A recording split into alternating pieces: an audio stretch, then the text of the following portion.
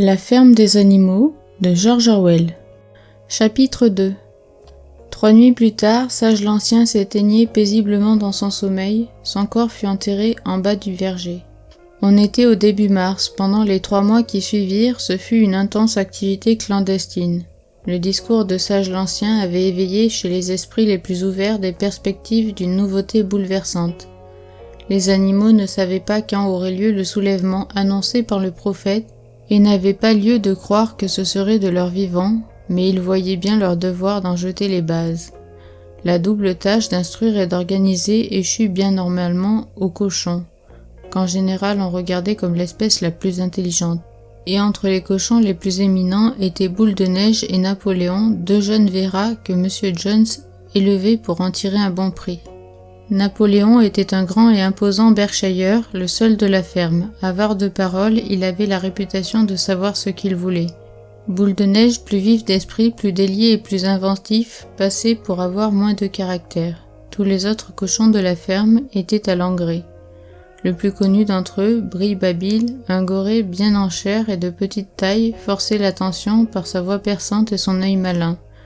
On remarquait aussi ses joues rebondies et la grande vivacité de ses mouvements.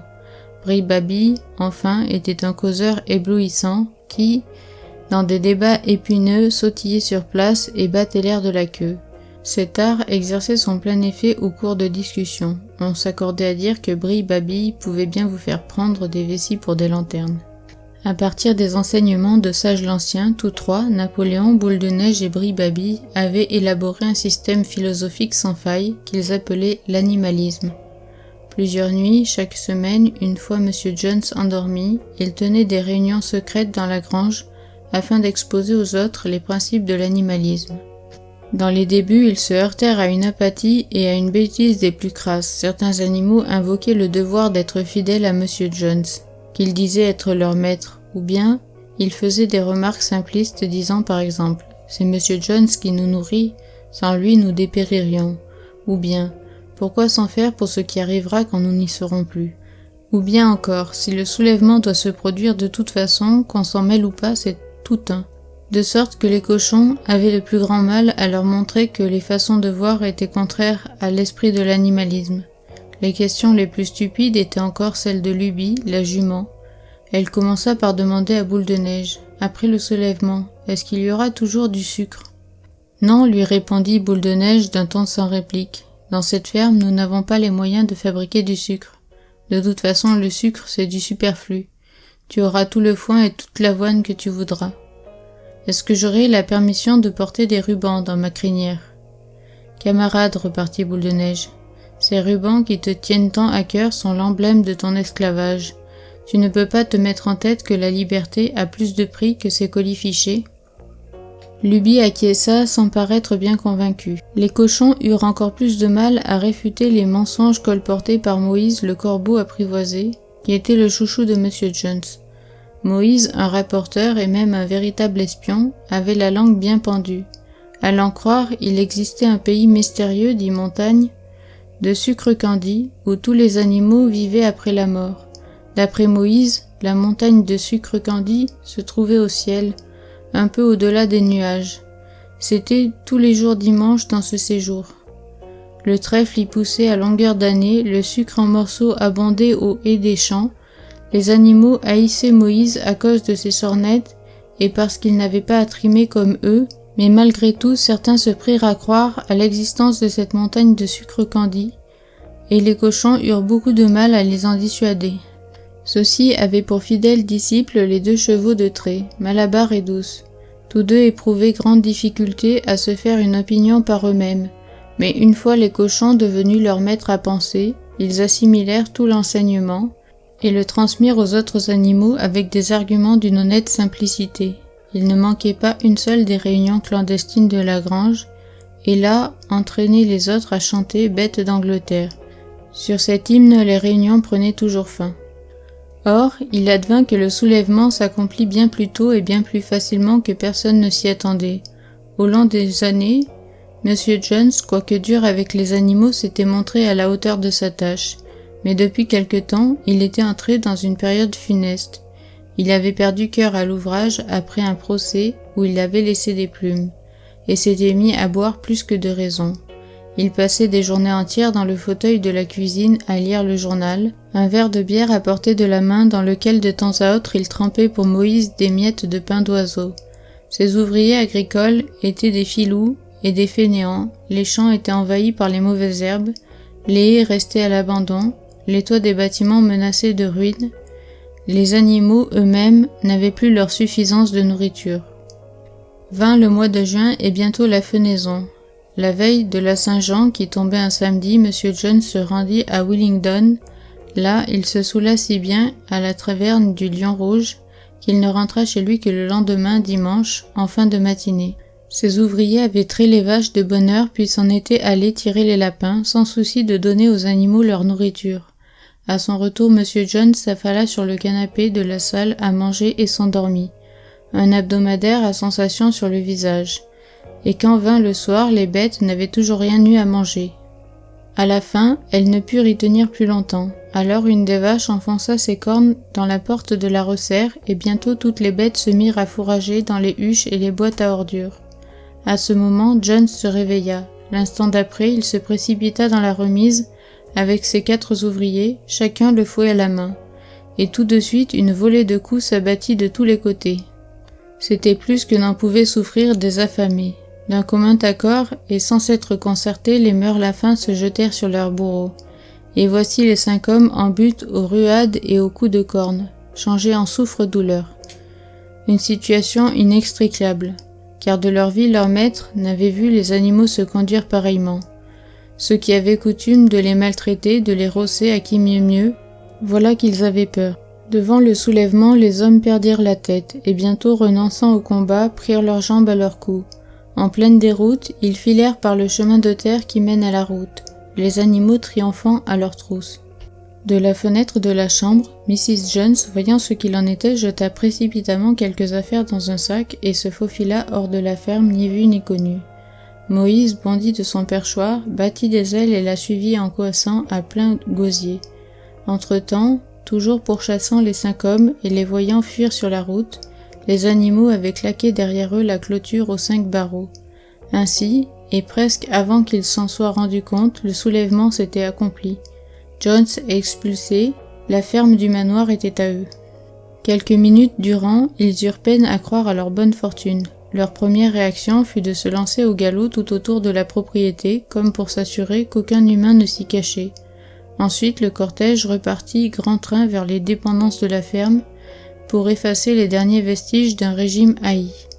Les animaux enfoncèrent la porte de la sellerie, qui se trouvait à l'extrémité des écuries, puis précipitèrent dans le puits morts, Nazière et Lès, et ses couteaux meurtriers dont Jones et ses acolytes s'étaient servis pour châtrer cochons et agnelets. Rennes, licous, œillères, muselières, humiliantes, furent jetés au tas d'ordures qui brûlaient dans la cour. Ainsi défoués, et voyant les fouets flamber, les animaux joyeusement se prirent à gambader. Boule de Neige livra aussi aux flammes ces rubans dont on part la crinière et la queue des chevaux les jours de marché. Les rubans, déclara-t-il, sont assimilés aux habits, et ceux-ci montrent la marque de l'homme. Tous les animaux doivent aller nus. Entendant ces paroles, Malabar s'en fut chercher le petit galurin de paille qu'il portait l'été pour se protéger des mouches et le flanqua au feu avec le reste. Bientôt les animaux eurent détruit tout ce qui pouvait leur rappeler M. Jones. Alors Napoléon les ramena à la resserre et il distribua à chacun double picotin de blé, plus 2 biscuits par chien. Et ensuite les animaux chantèrent bêtes d'Angleterre, du commencement à la fin, 7 fois de suite.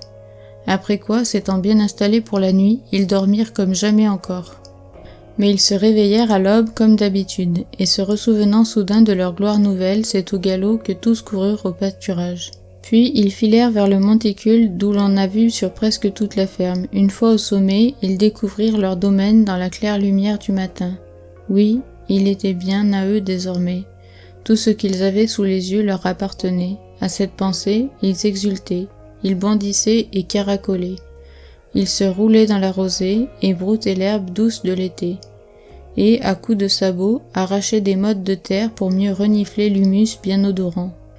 Puis ils firent inspection de la ferme, et muets d'admiration, embrassèrent tout du regard, les labours, les foins, le verger, l'étang, le bocteau. C'est comme si, de tout le domaine, ils n'avaient rien vu encore, et même alors ils pouvaient à peine croire que tout cela était leur propriété. Alors, ils regagnèrent en file indienne les bâtiments de la ferme et devant le seuil de la maison firent halte en silence. Oh certes, elle aussi leur appartenait, mais intimidés, ils avaient peur d'y pénétrer. Un instant plus tard, cependant, Napoléon et Boule de Neige forcèrent la porte de l'épaule, et les animaux les suivirent un par un, à pas précautionneux par peur de déranger.